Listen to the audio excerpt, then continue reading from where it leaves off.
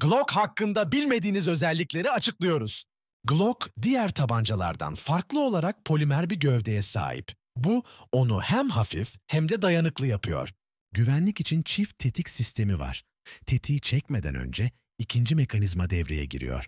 Saniyeler içinde Glock'u söküp yeniden monte edebilirsiniz. Bakım için harika bir özellik. Lazer, fener ve özel namlu aksesuarlarını kolayca ekleyebilirsiniz.